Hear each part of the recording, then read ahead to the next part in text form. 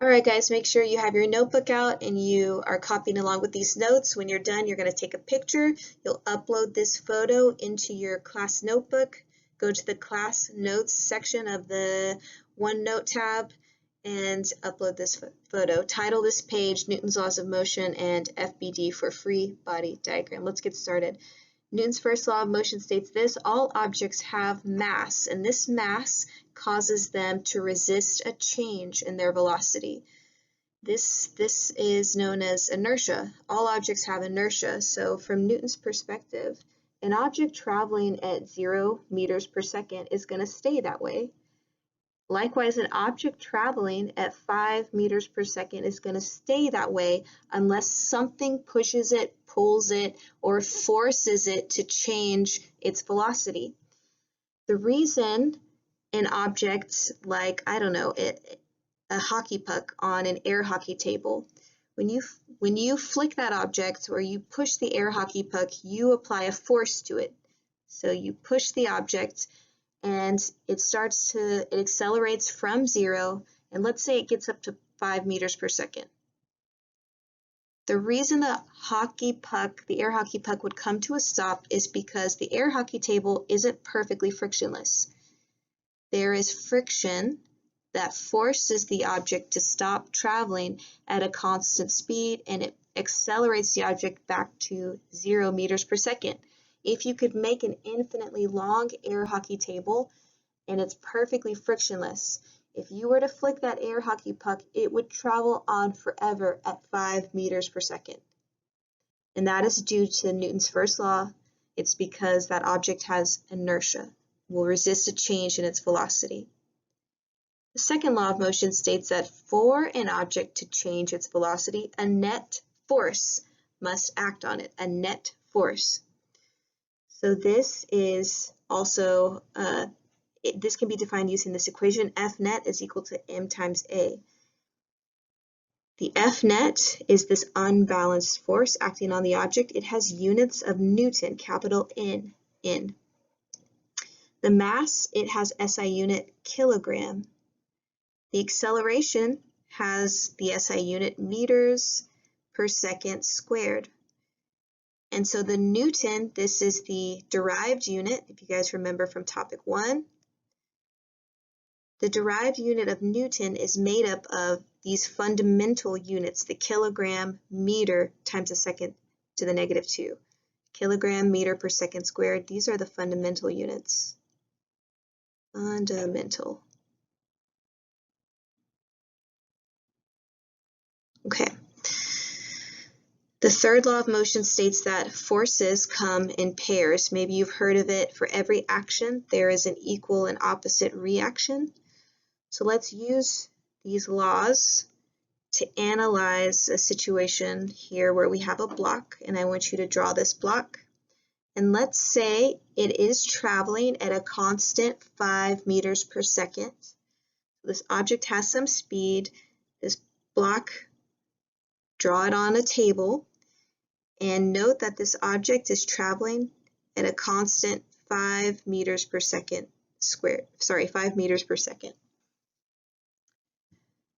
We are going to label the forces acting on this block, and we're going to use Newton's laws of motion to analyze our free body diagram. First force I always draw on the object is the main one, the object's weight. So the weight is the force of gravity, and you are going to draw the center. You're going to mark a dot at the center of the object's massive distribution. That is where the force of gravity seems to act all at one point, right in the center, and you will draw this vector for the force of gravity for the object's weight straight down from the center of the object to the center of the earth. This force vector, we'll label it as capital W, or you might see it as capital F sub G. It's the force of gravity acting on the object, aka the object's weight, and this is equal to the mass of the object in kilograms times little g, the acceleration of the object, 9.81 meters per second squared, acceleration of the object near the Earth's surface. Now, Newton's third law states that forces come in pairs. So for every action, there's an equal and opposite reaction. This object, even though it has a force directing it down to the center of the earth, it does not go down through the center of the earth, and that is because it's resting on a surface. And this surface opposes the force of gravity. It prevents the object from accelerating vertically. So this object rises up from the surface and prevents the object from traveling through the surface. This is known as the normal. This is the normal force. I'll label this capital R because that's what the textbook uses, but you might see it as capital N. And this is called the normal force. Notice that it is normal or perpendicular or at a 90-degree angle with respect to the surface. This vector, this normal force, has an equal magnitude and opposite direction to the weight vector. When I do this, I will draw the normal force arrow to have the same length as the weight vector arrow. Now, in this situation, I had the object. I said that it was traveling at 5 meters per second. So there was some force could have pushed it forward going this way, and I'm going to call this, I don't know, a force of push.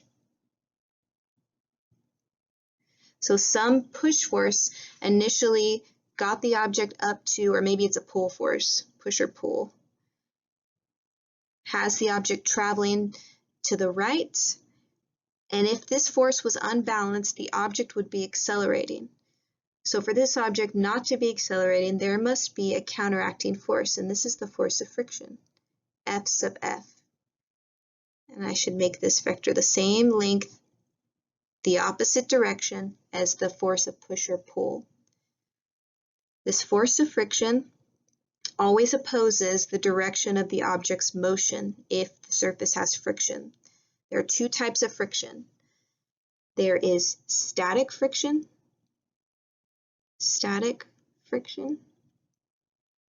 and this is friction that the object would overcome if the object is at rest. Friction of an object at rest.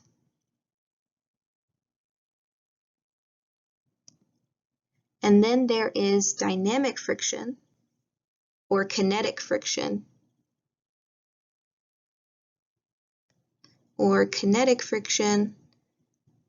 And this is when the object is in motion. So they have very similar equations as you'll see in your data booklet, topic 2.2. Either way, the force of friction is equal to mu. Mu is the coefficient of friction times the normal force. Mu is a unitless coefficient, no unit.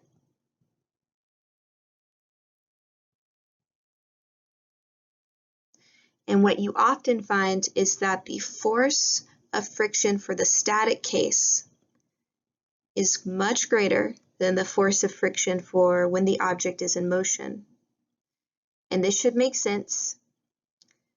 You know that it's really hard to push like a shopping cart that's loaded down if the shopping cart is not already in motion. If you load up a shopping cart or a wagon and you try to push it forward, it's initially really hard. You have to exert a lot of push force to get it going. But then once it's moving, it's easier to keep it moving. So the static friction force will always be greater for an object than the dynamic force of friction acting on it. All right, so hopefully you've taken good notes, upload your picture, and thanks for watching. Study well.